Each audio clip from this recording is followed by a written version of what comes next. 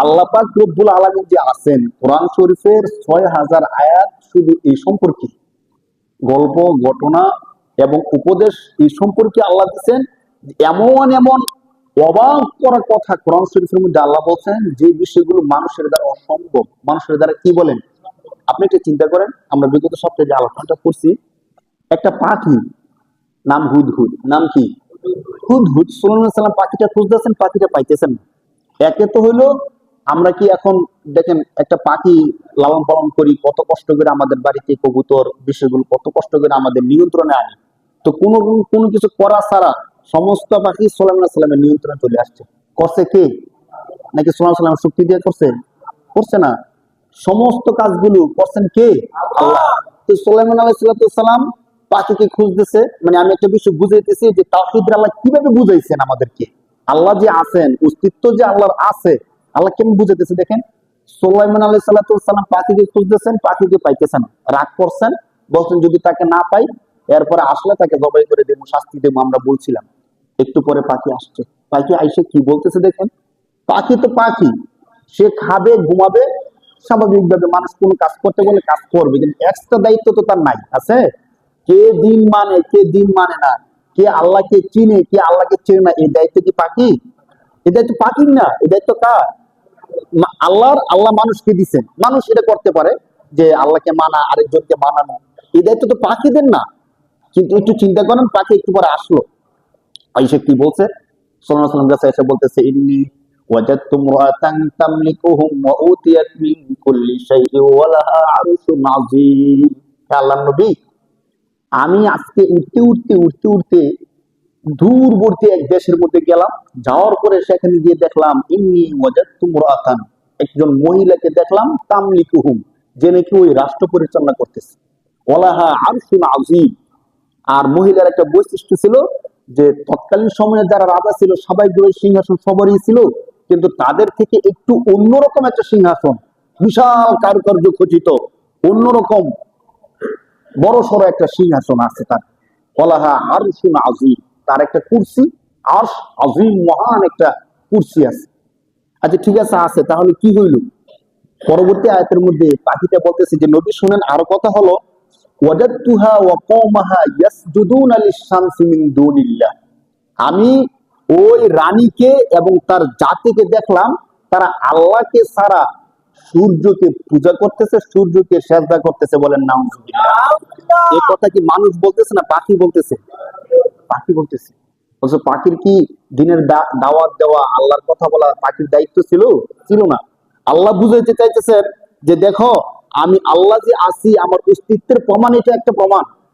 অনেকগুলো প্রমাণের মধ্যে একটা কি প্রমাণ? নয়তো একটা পাখি এসে বলতেছে যে নবী, আমি একটা মহিলা দেখে এসি, সে রাজত্ব করতেছে, সে আল্লাহর ইবাদত না করে কার পূজা করতেছে? সূর্যের পূজা করতেছে। বলতেছে যে ওয়াজাদতুহা ওয়া কওমাহা ইয়াসজুদুনা লিশ-শামসি। শামসুন অর্থ সূর্য, শামসুন অর্থ কি? ইয়াসজুদুনা, সাজাদা, ইয়াসজুদু অর্থ সিজদা করা।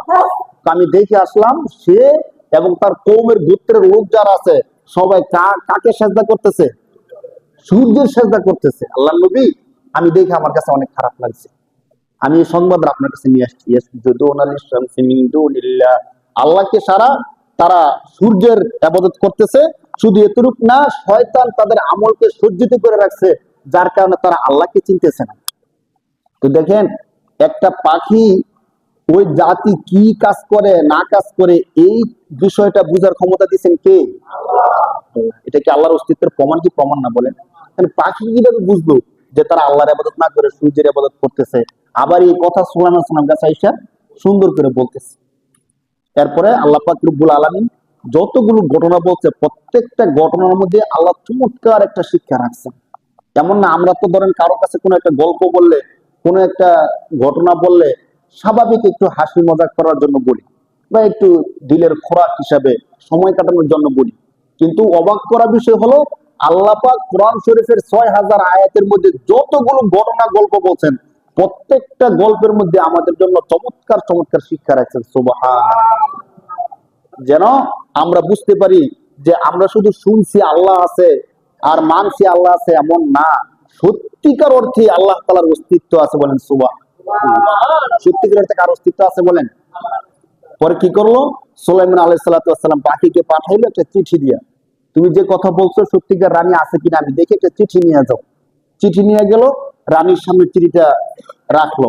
রানী চিঠিটা পাওয়ার পরে তার যে মন্ত্রী পরিষদ বর্গ আছে তাদের সবাইকে ডাকলো, ডাইকে বলতেছে যে শোনো, আমি অবাক হলাম যে কোন মানুষ কেউ আমার দরবারে আসলো না, কিন্তু আমি ঘুম থেকে উঠে দেখি আমার বিছানার মধ্যে একটা চিঠি পড়ে আছে। ঘুম থেকে উঠে দেখি আমার বিছানার মধ্যে একটা কি পড়ে আছে? চিঠি পড়ে আছে। আল্লাহ পাক রব্বুল আলামিন এই গল্পটা, অন্যান্য গল্প সংক্ষিপ্ত বলছেন, কিন্তু এই গল্পটা প্রায় একরকম বিস্তারিতই বলছেন আল্লাহ পাক রব্বুল আলামিন। সে তার মন্ত্রী পরিষদ বর্গ যারা আছে সবাইকে ডাকে বলতেছে ক্বালাত ইয়া আইয়ুহাল মালাউ। মালাউ অর্থ হলো নেতৃত্ব স্থানীয় যারা আছে, তাকে যারা পরামর্শ দিত, তার মন্ত্রী পরিষদ বর্গ যারা আছে তাদেরকে ডাকে বলতেছে ইয়া আইয়ুহাল মালাউ ইন্নী উলকিয়া ইলাইয়া কিতাবুম কারীম। আমি একটা সম্মানিত চিঠি পেয়েছি। চিঠির মধ্যে কি লেখা আছে? রানী নিজে বলতেছে ক্বালাত ইন্নাহু মিন সুলাইমানা ওয়া ইন্নাহু বিসমিল্লাহির রহমানির রহিম। চিঠির মধ্যে লেখা আছে, তাহলে চিঠি লেখছেন কে? সুলাইমান আলাইহিস সালাম। চিঠি কে লেখছেন বলেন? সুলাইমান আলাইহিস সালাম চিঠি যে লেখছেন, লেখাপড়া জানতেন নাকি জানতেন না? মানে এর দ্বারা কি প্রমাণ হয়? সুলাইমান আলাইহিস সালাম লেখাপড়া যদি না জানতেন চিঠি লিখতে পারতেন? আর আল্লাহ নিজে বলতেছেন যে সুলাইমান আলাইহিস সালাম একটা চিঠি লিখছেন, চিঠি লিখে পাঠাইছেন। তো চিঠি যদি লিখতে হয় লেখাপড়া জানতে হয় কি হয় না? তো লেখাপড়া যদি জানতে হয় তখনকার সময়ও লেখাপড়া ছিল কি ছিল না? নাকি শুধু আমরাই সভ্য জাতি, আমরাই ডিজিটাল জাতি, আমরাই আধুনিক জাতি, একমাত্র লেখাপড়া পৃথিবীর সর্বশেষ জমানায় আমরাই পারি?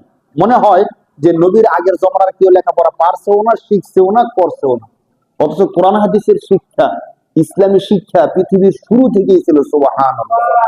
এর প্রমাণ করে যে কোরআন হাদিসের শিক্ষা, ইসলামী শিক্ষা, জ্ঞান পৃথিবীর শুরু থেকেই কি আল্লাহ পাক রব্বুল আলামিন দিয়ে দিয়েছেন। এর আরেকটা তো স্পষ্ট প্রমাণই আছে। আল্লাহ পাক রব্বুল আলামিন আদম আলাইহিস সালামকে সৃষ্টি করার পরে ফেরেশতাদের সাথে একটা কম্পেয়ার করলেন। সমস্ত ফেরেশতাদেরকে ডাইকে বললেন, তোমরা এই এই বিষয়ের নামগুলো বলো তো দেখি। তারা বলল যে আল্লাহ, আমরা তো এগুলো জানি না, আমরা পারি না এগুলো। আপনি আমাদেরকে যা শিখান তাই জানি, এছাড়া কিচ্ছু জানি না। আদম আলাইহিস সালামকে ডাকলেন, وعلم آدم الأسماء كلها ثم عرضهم على الملائكة فقال أنبئوني بأسماء هؤلاء। আল্লাহ তাআলা বললেন যে আসো, তাদের সামনে তুমি সবগুলো নাম বলো। আদম আলাইহিস সালাম শুধু বস্তুগুলোর নাম বলছে এমন না। তাফসীরের মধ্যে আসছে পৃথিবীর শুরু থেকে শেষ পর্যন্ত যতগুলো বস্তু আল্লাহ পৃথিবীর মধ্যে পাঠাইবেন, এখন যে আমরা বলি চাল, ডাল, আদা, ময়দা, রসুন, যা কিছু আছে সবগুলো বস্তুর নাম তো বলছেন।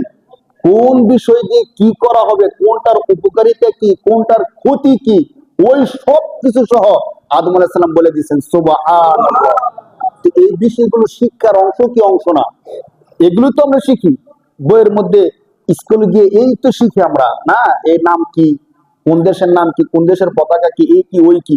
তো দেখেন, শিক্ষা মূলত সরাসরি আল্লাহ পাক আদম আলাইহিস সালামকে দিয়েছেন। আদম আলাইহিস সালাম পৃথিবীতে আসার পরে তার সন্তানদেরকে দিয়েছেন। বলেন সুবহানাল্লাহ। আমাদের ইতিহাস একদম মানব জাতির শুরু থেকে ইতিহাস। আর যারা মনে করে যে মধ্যযুগীয় বলতে একটা যুগ ছিল, মানুষ অনেকে দেখবেন বলবে যে এখন আমরা সভ্য জাতি হয়েছি, শিক্ষিত জাতি হয়েছি। একটা সময় ছিল, মাঝখানে একটা যুগ ছিল, যে যুগে মানুষের শিক্ষা দীক্ষা কোনো ছিল না। সব মানুষ থাকতো জঙ্গলে। সব মানুষ কোথায় থাকতো? জঙ্গলে থাকতো, প্রাণী হত্যা করে খাইতো, পোশাক বলতে কোনো কিছু ছিল না। তো আস্তে আস্তে আস্তে আস্তে কিভাবে কিভাবে মানুষ সভ্য হয়েছে, পোশাক পরিধান করছে, শিক্ষা দীক্ষা হয়েছে।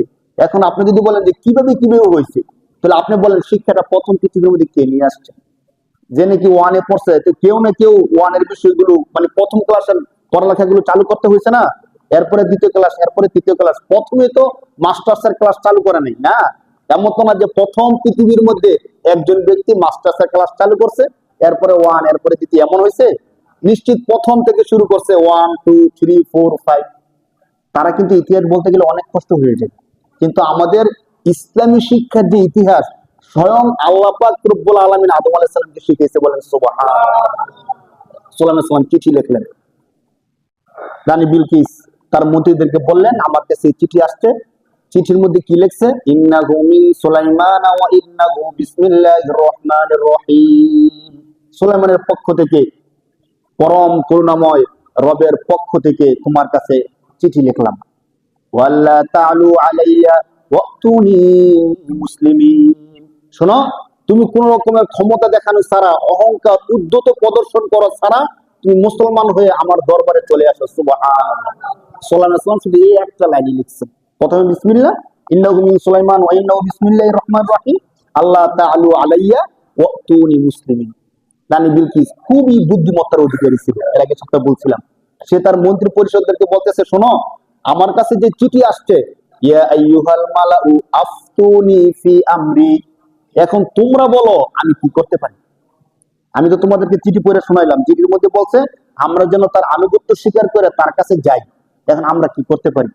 তার মন্ত্রী পরিষদের মধ্যে যারা ছিল, সেনাপতি হিসেবে যারা ছিল, সেনাবাহিনীর প্রধান, তারা বলতেছে যে রানী, আপনি তো জানেন নাহনু উলি কুওয়াতি ওয়া উলু বাসিন শাদীদ, আমরা হলাম এমন জাতি যাদের প্রচন্ড শক্তি রয়েছে। উলু বাসিন শাদীদ, বাসুন মানে ক্ষমতা, শক্তি, শাদীদ মানে প্রচুর, প্রচন্ড। আপনি জানেন যে আমাদের প্রচন্ড ক্ষমতা আছে, শক্তি আছে, আক্রমণ করার মতো, আক্রমণ প্রতিরোধ করার মতো প্রচুর ক্ষমতা আমাদের আছে। এরপরও আপনি আমাদেরকে যে আদেশ করবেন আমরা সেই আদেশে কি করব, মানব। তিনি বললেন, ঠিক আছে, প্রথমে আমরা আক্রমণের দিকে না যাই, দেখি তার কাছে কিছু দুনিয়াবি টাকা পয়সা ধন সম্পদ পাঠাই। সে যদি দুনিয়ার কোন লোভী ব্যবসা হয়, তো টাকা পয়সা পাইয়ে সে কি হয়ে যাবে, শান্ত হয়ে যাবে, আমাদেরকে ডিস্টার্ব করবে না। রানী বিলকিস তার সেনাবাহিনীর মাধ্যমে অনেক টাকা পয়সা, স্বর্ণ গয়না, সম্পদ, মূল্যবান অনেক সম্পদ সুলাইমান আলাইহিস সালামের কাছে পাঠাইছে। সুলাইমান আলাইহিস সালাম যখন এই সম্পদগুলো দেখছে, কি বলছে দেখেন কোরআন শরীফে, আল্লাহ পাক রব্বুল আলামিন বলতেছেন, ফালাম্মা জা সুলাইমানা, যখন এই সম্পদ নিয়ে সুলাইমান আলাইহিস সালামের কাছে আসলো, তখন সুলাইমান আলাইহিস সালাম বলতেছে, ক্বালা আতুমিদ্দুনানি বিমাল, তোমরা কি মাল দেওয়ার মাধ্যমে আমাকে তোমরা তোমাদের আনুগত্য করার চেষ্টা করতেছো, মানে আমাকে তোমাদের দিকে টানার চেষ্টা করতেছো। তোমরা মনে রাখো, ফামা আতানিয়াল্লাহু খায়রুম মিম্মা আতাকুম, তোমরা যত সম্পদ দিবা এই সব সম্পদ থেকে আরো হাজার কোটি গুণ সম্পদ আমার রব আমাকে দিয়ে রাখছে। সুবহানাল্লাহ। কারণ তোমরা টাকা পয়সা স্বর্ণ গয়নাতে দিবা, আল্লাহ পাক রব্বুল আলামিন পৃথিবীর সমস্ত ক্ষমতা আমাকে দিয়ে রাখছে। সুবহানাল্লাহ। জিনদেরকে তিনি যখন ইচ্ছা যে কোনো কাজ করাইতে পারতেন। তাফসীরের মধ্যে আসছে, তিনি যখন বাইতুল মুকাদ্দাস তৈরি করতেছিলেন, তিনি চাইলেন পৃথিবীর সবচেয়ে মূল্যবান ধাতু দিয়া তিনি বাইতুল মুকাদ্দাসটা বানাইবেন। তখন পৃথিবীর মধ্যে কোন প্রান্তের মধ্যে হীরা জহরত মণিমুক্তা আছে ওইগুলো আনতেছেন। তিনি সন্ধান পাইছেন যে সাগরের তলদেশে অনেক দামি দামি বস্তু আছে। তিনি জিনদেরকে আদেশ করছেন, যাও সাগরের তলদেশে কোথায় কোন মূল্যবান সম্পদ আছে ওইগুলো নিয়ে আসো, শ্বেত পাথর থেকে যা আছে সবকিছু নিয়ে আসো, আইনা কি করো, বাইতুল মুকাদ্দাস তৈরি করো। তো ওনাকে টাকা পয়সা দিয়া দমানো যাবে বলেন, দমানো যায়নি। যখন রানী বিলকিস দেখছে যে না, উনি দমানোর পাত্র না, টাকা পয়সা কোনো কিছু গ্রহণ করে নাই, যা কিছু দিচ্ছে সবকিছু ফেরত পাঠাই দিছে, তখন রানী বিলকিস, কোরআন শরীফের আয়াতের মধ্যে আসছে, তিনি রওনা দিচ্ছেন সুলাইমান আলাইহিস সালামের কাছে আসবেন।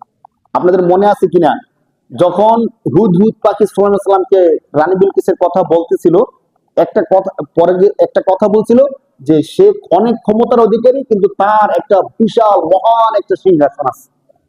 তো সুলাইমান আলাইহিস সালাম চিন্তা করলো, সে তো আমার দরবারে আসতেছে, তার যে সিংহাসনটা আছে, মানে আনকমন একটা কাজ করতে চেষ্টা করতেছিল, সে আমার কাছে আসুক, আমি এমন একটা কাজ করব যে কাজটা দেখে রানী বিলকিস অবাক হয়ে যাবে, এটা কি করে সম্ভব হইল। তখন সুলাইমান আলাইহিস সালাম চিন্তা করলো যে তার যে সিংহাসনটা আছে, এটা তো ধরেন 7টা ভবন শেষ করে গোপন কামরার মধ্যে তার সিংহাসনটা, যেখানে কোনো মানুষ পৌঁছানোর কোনো ক্ষমতা নাই, এমন কঠোর প্রহরায় থাকতো তার সিংহাসন। তো সুলাইমান আলাইহিস সালাম চিন্তা করলেন যে তার সিংহাসনটা সরাসরি আমার সামনে নিয়ে আসে।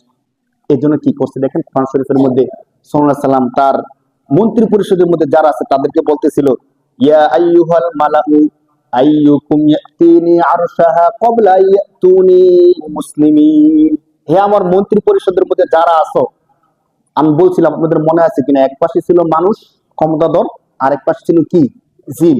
সবাইকে লক্ষ্য করে বলতেছে, আইয়ুহাল মালাউ আইয়ুকুম ইয়াতিনি, তোমাদের মধ্যে কে আছো রানী বিলকিস আমার কাছে আসার আগেই তার যে মহান বিশাল সিংহাসন, ওই সিংহাসনটা নিয়ে আসবা। এখানে অনেকগুলো কথা আছে, সময় সংক্ষিপ্ত। জুমার মধ্যে আপনারা যে সময়টা নিয়ে আসেন সর্বোচ্চ আধা ঘন্টা অথবা 45 মিনিট, এই 45 মিনিট সবকিছু বলার কোনো কি নাই, সুযোগ নাই। দেখেন এখানে কত চমৎকার একটা বিষয়। সুলাইমান আলাইহিস সালাম বললেন জিন এবং মানুষ এর মধ্যে যারা সবচেয়ে ক্ষমতাধর তাদেরকে বলছেন কে আছো সিংহাসনটা নিয়ে আসতে পারবা।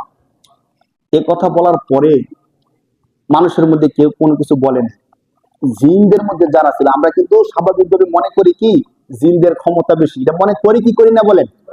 স্বাভাবিকভাবে জিনকে আমরা ভয় পাই, মনে করি যে মানুষ থেকে ক্ষমতা কার বেশি, জিনের বেশি। জিন যা ইচ্ছা তা করতে পারে, জিন অনেক ভয়ানক একটা প্রাণী।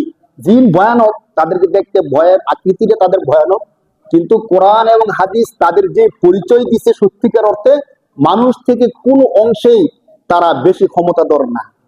মানুষ থেকে তারা অনেক বেশি ভীতু, মানুষ থেকে অনেক বেশি কমজোর এবং দুর্বল। তাদের যদি এত ক্ষমতায় থাকতো মানুষ রাস্তাঘাটে চলাফেরা করতে পারতো বলেন? পারতো না। তারা যাকে সুযোগ পায় তারই ক্ষতি করে। আর যে জিনকে বেশি ভয় পায়, মনের মধ্যে অস্বস্থা বেশি জিনের সম্পর্কে, তাকেই দেখবেন জিন ক্ষতি করে বেশি। আর পাশাপাশি যারা শয়তানি কাজ করে বেশি, যারা মদ গাঁজার সাথে লিপ্ত থাকে বেশি, অথবা যারা পাক পবিত্র হয় না স্বাভাবিকভাবে, বেশিরভাগ নাপাক থাকে, তাদেরকে যিনি ক্ষতি করে বেশি। আপনি নামাজ কতটুকু পড়েন না পড়েন, আপনি যদি সবসময় ওযুর সাথে থাকেন, আয়াতুল কুরসি পড়ে সবসময় আপনার শরীরের মধ্যে একটা ফু দিয়ে রাখেন, জিন জাতির যদি সর্দারও চলে আসে আপনার কোনো ক্ষতি করতে পারবে না ইনশাআল্লাহ। হাদিস এটা প্রমাণ করে যে যত বড় ক্ষমতাধর জিন হোক না কেন, আপনি যদি পবিত্র থাকেন, আয়াতুল কুরসি করে শরীরের মধ্যে ফু দিয়ে রাখেন, জিনের বাপেরও ক্ষমতা নাই আপনাকে বিন্দু পরিমাণ ক্ষতি করবে, আপনার একটা পশম কিছু করবে, এই ক্ষমতা জিনের বাপেরও নাই। দেখেন এখান থেকে আমরা একটু বলি, যখন সাল্লাল্লাহু আলাইহি ওয়াসাল্লাম বললেন যে কে আছো, রানী বিলকিস আসার আগেই তার সিংহাসনটা আমার কাছে নিয়ে আসবে। সিংহাসন তো বিশাল কিছু, নত সাল্লাল্লাহু আলাইহি ওয়াসাল্লামের দরকার ছিল না সিংহাসনটা আনার, কারণ সিংহাসন তো সুলাইমান আলাইহিস সালামটা আরো বেশি চমৎকার। তখন মানুষের মধ্যে প্রথম কেউ কিছু বলেনি, জিনদের মধ্যে যারা ছিল আল্লাহ তাআলা নিজে বলতেছেন ক্বালা ইফরিতুম মিনাল জিন্নি আনা আতিকা বিহি ক্বাবলা আন তাকুমা মিন মাকামিক। কোরআন শরীফের আয়াত পড়তেছি কিন্তু ইফরিতুম মিনাল জিন, জিনের মধ্যে সবচেয়ে বেশি ক্ষমতা যে জিনের, তার নাম ছিল ইফরিত নামক জিন। এই জিন দ্বারাই বলতেছে বাদশাহ নবী সুলাইমান, আপনি যদি আমাকে আদেশ দেন আমি রানী বিলকিসের যে সিংহাসন আছে এই সিংহাসনটা নিয়ে আসবো। সময় লাগবে কতক্ষণ? যে আপনি আমাদেরকে নিয়ে বসে আছেন না, এই মজলিস শেষ হওয়ার আগে আগেই সিংহাসন আমি এখানে নিয়ে আসবো। সুবহানাল্লাহ, চিন্তা করেন কেমন ক্ষমতা ছিল ওই জিনটা। ইফরিতুম মিনাল জিন্নি আনা আতিকা বিহি, আমি নিজে এই সিংহাসনটা নিয়ে আসবো ক্বাবলা আন তাকুমা মিন মাকামিক, আপনি যেখানে বসে আছেন এখান থেকে উঠার পূর্বেই আমি সিংহাসন নিয়ে আসবো। সাল্লাল্লাহু আলাইহি ওয়াসাল্লাম চুপ করে থাকলেন, কিছু বললেন না। কোরআন শরীফের পরে আয়াতটা দেখেন কত অবাক করা বিষয়। এখন এই যে কথাটা বলছে, বলছে কাদের পক্ষ থেকে বলছে? জিনদের। কাদের পক্ষ থেকে বলছে? এই জিনদের কথা শোনার পরে যারা মানুষদের দলের মধ্যে ছিল, মানুষদের মধ্যে থেকে একজন দাঁড়ায় বলতেছে নবী সে তো বলছে আপনি এখান থেকে উঠার পূর্বে সে কি নিয়ে আসবে? সিংহাসন নিয়ে আসবে। আমি কোন আয়াতে সরাসরি পড়ি, قال الذي عنده علم من الكتاب انا آتيك به قبل ان يرتد اليك طرفك। সুবহানাল্লাহ। মানুষের মধ্যে যারা ক্ষমতাশীল ছিল, সাল্লাল্লাহু আলাইহি ওয়াসাল্লামের কাছাকাছি ছিল, তাদের মধ্যে থেকে একজন দাঁড়ায় বলতেছে, নামটা কোরআনে আল্লাহ দেয়নি, তাদের মধ্যে থেকে একজন দাঁড়ায় বলতেছে নবী জিনের সর্দার তো বলছে আপনি এখান থেকে উঠার পূর্বে সে সিংহাসন নিয়ে আসবে, আপনি আমাকে আদেশ করেন আমি এত দ্রুত সিংহাসন নিয়ে আসবো আপনার চোখের পাতা একবার শুধু নামবে আর উঠবে, যতক্ষণ সময় লাগে এর থেকে আরো কম সময়ে আমি সিংহাসন নিয়ে আসবো। সুবহানাল্লাহ। এ কথা বলবো, বলার পরে সাল্লাল্লাহু আলাইহি ওয়াসাল্লাম আদেশ করবো, অনেক সময়ের দরকার না, ঠিক আছে আমি তোমাকে আদেশ করলাম তুমি নিয়ে আসো, আর দরকার পড়ে নেই। শুধু যে মানুষের মধ্যে যে ছিল সে শুধু আল্লাহর কাছে সাহায্য চাইছে, আল্লাহ তাআলার সাথে তার এত গভীর সম্পর্ক ছিল, আল্লাহ তাআলার সাথে সাহায্য চাওয়ার সাথে সাথে সাল্লাল্লাহু আলাইহি ওয়াসাল্লাম আর চোখ খোলারও দরকার পড়ছে না, শুধু এইদিকে তাকাইছে, তাকায় দেখে সিংহাসন চলে আসছে। সুবহানাল্লাহ। ক্ষমতা কার বেশি প্রমাণিত হইলো বলেন? মানুষের ক্ষমতা কার বেশি প্রমাণিত হইলো? দেখেন কোরআন শরীফের আয়াতরা, ক্বালাল্লাযী ইনদাহু ইলমুম মিনাল কিতাবি আনা আতিকা বিহি, আমি সিংহাসনটা নিয়ে আসবো, ক্বাবলা আইয়ারতাদ্দা ইলাইকা তরফুক, আপনার চোখের পাতা একত্রিত হওয়ার পূর্বেই আমি সিংহাসন নিয়ে আসবো। এই কথা বলার পরে কি হয়েছে? আর চোখের পাতা একত্রিত করার দরকার পড়ছে না, শুধু পাশে তাকাইছে, ফালাম্মা রাআহু মুস্তাকিররান ইনদাহু, পাশের দিকে তাকায় দেখে রানী বিলকিসের বিশাল সিংহাসন এখানে চলে আসছে। সুবহানাল্লাহ, খুশি হয়ে গেছেন। খুশি হয়ে বলতেছে যে আল্লাহ, তুমি মানুষকে এত ক্ষমতা দিছো, এত শক্তি তুমি মানুষকে দিছো। সুবহানাল্লাহ বলতেছে, হাদা মিন ফাদলি রব্বি, এটা কোনো মানুষের ক্ষমতা না, বরং এটা হলো আমার আল্লাহ আর আমার রবের দয়া। সুবহানাল্লাহ, কার দয়া বলেন? আল্লাহ নিয়ে আসছে। নিয়ে আসার পরে সংক্ষিপ্ত গল্প হলো, যখন রানী বিলকিস সুলাইমান সাল্লামের দরবারে আসছে, আসার পূর্বে অনেক কথা আছে এখানে, মাঝখানে অনেকগুলো কথা সাল্লাল্লাহু আলাইহি ওয়াসাল্লাম নিজে বলছেন। রানী বিলকিস যখন আসছে, সুলাইমান সাল্লাম তার, এখানে ধর আমি বসা আছি, তো বারান্দার মধ্যে রানী বিলকিস আছে, মাঝখানে যে জায়গাটা আছে এই জায়গাটা সুলাইমান সাল্লাম একটা স্বচ্ছ কাচের একটা সিস্টেম করে রাখছে। কাজটা এমন ভাবে তৈরি করছে যে দূর থেকে দেখলে মনে হবে যে এখানে কাঁচ না, বরং পানি টলমল করতেছে। মানে কাঁচটা এত স্বচ্ছ ছিল এবং এত মূল্যবান ছিল, কিছু কিছু কাঁচ এমন আছে আপনারা দেখবেন, মানে কাঁচের দিকে তাকালে এটা কাঁচ বোঝা যায় না, কি বোঝা যায়, মনে হয় যে স্বচ্ছ পানি টলমল টলমল করতেছে। তো রানী বিলকিস সে যখন আসছে, আসার পরে সে মনে করছে এটা একটা পুকুর হবে, হয়তো নবী শখ কইরা তার সিংহাসনের সামনে কি বানাইছে, পুকুর বানাইছে, পুকুর অতিক্রম করে তার কাছে যেতে হয়। তখন রানী বিলকিস সামনে এসে দাঁড়ায় গেছে, কি করব, পুকুরে তো নামতে হবে, নামার তো কোনো সুযোগ নাই, মানুষ সে কিভাবে পুকুরের মধ্যে নামবে, সে আসতেছিল না। কোরআন শরীফে আল্লাহ পাক রব্বুল আলামিন এই গল্প তুলে ধরছেন। কিলা লাহা দুখুলিস সরহ ফালাম্মা রাআতুহু হাসিবাতহু লুজ্জাতান ওয়া কাশাফাত আন সাকাইহা, রানী বিলকিস পুকুরের মধ্যে নামার জন্য আসতে তো হবে, সে মনে করতেছিল পানি স্বল্প, অল্প পানি মনে হয় এই পানি দিয়ে হেঁটে হেঁটে সুলাইমানের কাছে যাওয়া যাবে। তখন সে মৌজা যে পরা ছিল, মৌজাটা খুলছে, খোলার পরে কাপড়টা একটু আলগি দিছে। কোরআন শরীফের আয়াতের শব্দ আর কি, কাশাফাত আন সাকাইহা, সাকুন অর্থ হলো পায়ের যে গিরা আছে, এই গিরাটা খুলছে। এখন সুলাইমান সাল্লাম এই কাজটা কেন করছেন, ছোট্ট করে যদি বলি, অনেকে অনেক তাফসীর করে, অনেক তাফসীর সম্পর্কে মুফাসসির কেরামগণ বলছেন তাফসীর গুলো ঠিক না। একটা তাফসীর হলো এমন যে কেউ কেউ বলছে মূলত রানী বিলকিস ছিল জিনদের সর্দার। রানী বিলকিস কি ছিল? জিনদের সর্দার ছিল। কেউ আয়েশা সুলাইমান সাল্লামের কাছে এই কথাটা বলছে যে রানী বিলকিস তো মানুষ না, সে জিন। তো সে যে জিন, এটা প্রমাণ করবেন কেমনে, মানুষ নাকি জিন? তো সুলাইমান সাল্লাম কাচের স্বচ্ছ এই সিস্টেমটা করছে যাতে করে সে যদি তার পা খুললে দেখা যাবে মানুষের পাও নাকি জিনের পা। তো এমন একটা তাফসীর কেউ কেউ করছে, কিন্তু মুফাসসির কেরামগণ বলছে এই তাফসীরটা কি না, শুদ্ধ না। কেন করছেন? সঠিক তাফসীর হলো সুলাইমান আলাইহিস সালাম কাছে যখন রানী বিলকিস আসতেছে, তখনও কিন্তু সে মুসলমান না, সে সূর্যের পূজা করত, সূর্যকে সেজদা করত। তো মুফাসসির কেরামগণ বলছেন সে যে কাজটা করতেছে, কাজটা কি সঠিক নাকি ভুল? মানে রানী বিলকিস যে কাজটা করতেছে, সূর্যকে পূজা করতেছে, সূর্যের সেজদা করতেছে, মনে করতেছে সূর্য সবকিছু করে, যেহেতু সূর্য উঠে আলো দেয়, সারা দুনিয়া আলোকিত করে, তাহলে সূর্য মনে আমাদের রব, রানী বিলকিস মনে করত। এই জন্য তারা সূর্যের পূজা করত। রানী বিলকিস যে সূর্যের পূজা করতো, এটা সঠিক নাকি ভুল? ভুল। এখন ধরেন আপনি যে ভুলের মধ্যে আছেন, বুঝানোর দুইটা সিস্টেম। হয়তো আমি এমন একটা প্রসেস তৈরি করবো যে প্রসেস দেখে আপনি বুঝে যাবেন যে আপনি ভুলের মধ্যে আছেন, অথবা আপনি আসার পরে আপনার সাথে আমি তর্কে জড়ায় যাবো যে না আপনি ভুল, আপনি বলবেন না আপনি ভুল। তো দুইটার মধ্যে কোনটা সুন্দর বলেন? এমন একটা প্রসেস তৈরি করা, প্রসেসের মধ্যে বুঝে যাওয়া যে আমি ভুলের মধ্যে আছি। আর যদি তর্ক লাগিয়ে যায় তাহলে তো তর্কের মধ্যে অনেক সমস্যা হয়।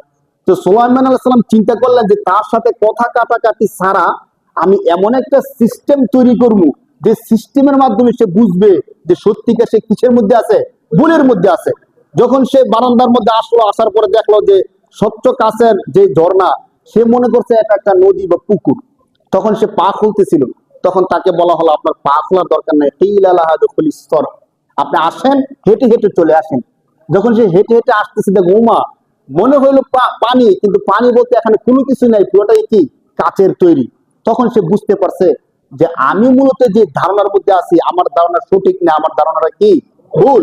যার কারণে পরবর্তীতে সুলাইমান আলাইহিস সালাম তাকে বলার দরকার পড়ছে না। কোরআন শরীফের আয়াতে আল্লাহ তাআলা প্রমাণ করছে, দেখেন, ক্বালা ইন্নাহু সারহুম মুমাররাদুম মিন কাওয়ারিদ। সুলাইমান বলতেছে আপনার পায়ের মোজা জুতা কিচ্ছু খোলার দরকার নাই, আপনি যেভাবে আছেন ঠিক সেভাবে চলে আসেন, এটা পানির কোনো কিছু না, এটা সত্য একটা কাজ মাত্র। যখন এই কথা বলছে তখন ওই রানী বিলকিস নিজ থেকে বলতেছে, দেখেন, কলাত, কলাত মুয়ান্নাস মহিলাদের জন্য ব্যবহার হয়, কলাত রব্বি ইন্নী যালামতু নাফসি। রানী বিলকিস নিজে বলতেছে, হে আমার রব, এতদিন পর্যন্ত আমি যা মনে করতাম সব ভুল মনে করছি, আমি আমার নিজের উপর জুলুম করছি, আমি আমার ভুল বুঝতে পারছি। সে বলতেছে, ইন্নী যালামতু নাফসি ওয়া আসলামতু মা সুলাইমানা লিল্লাহি রাব্বিল আলামিন। সুবহানাল্লাহ।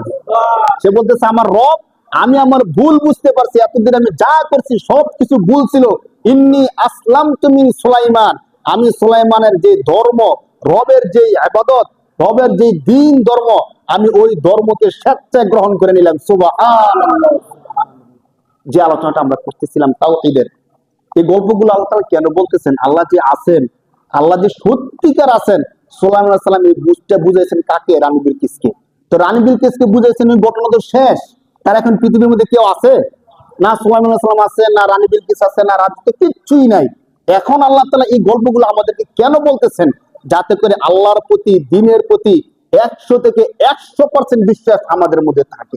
আমরা যেন বিন্দু পরিমাণ সন্দেহ না করি যে আল্লাহ বলতে কেউ নাই, আমরা করতেছি আর কি, সবাই করে এই জন্য আমি করি না। আল্লাহ বলতেছে এমন না, এটা হিন্দু ধর্ম না, বৌদ্ধ না, খ্রিস্টান না, যে সবাই করে তুমি করতেছ। শোনো, তোমার রব আছে, এর প্রমাণ একটা না, হাজার হাজার কোটি কোটি প্রমাণ রয়েছে যে তোমার রবের অস্তিত্ব আছে। বলেন সুবহানাল্লাহ।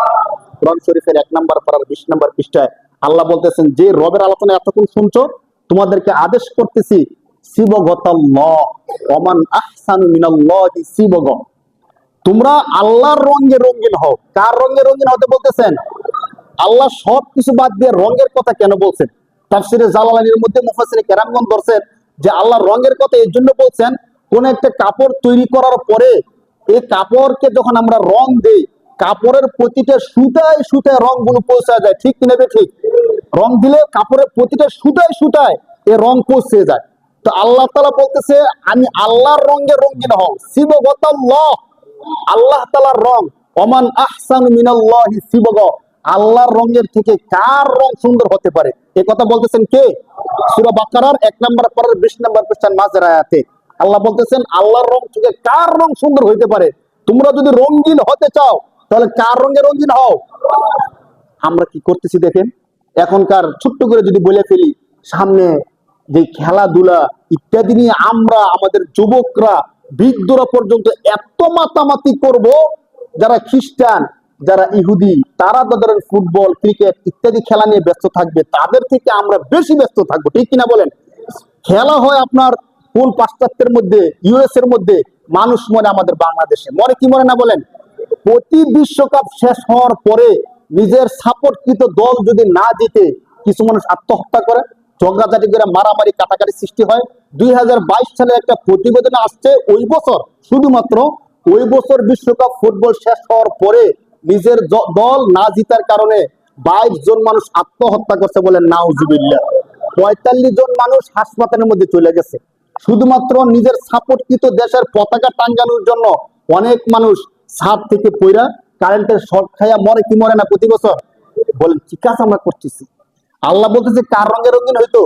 আল্লাহর রঙে। আর আমি কি করতেছি? আমি যেহেতু আর্জেন্টিনা সাপোর্ট করি, এই জন্য আর্জেন্টিনার পোশাক আমার গায়ের মধ্যে। বলেন নাউজুবিল্লাহ।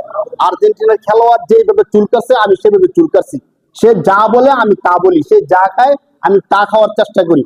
আরে ভাই, আমি তো মুসলমান। এখন আমি, আল্লাহ বলছে আল্লাহর রঙে রঙিন হতে, আমি সেইটা না কইরা আমি কার রঙে রঙিন হলাম বলেন? খ্রিস্টানের রঙে রঙিন হলাম।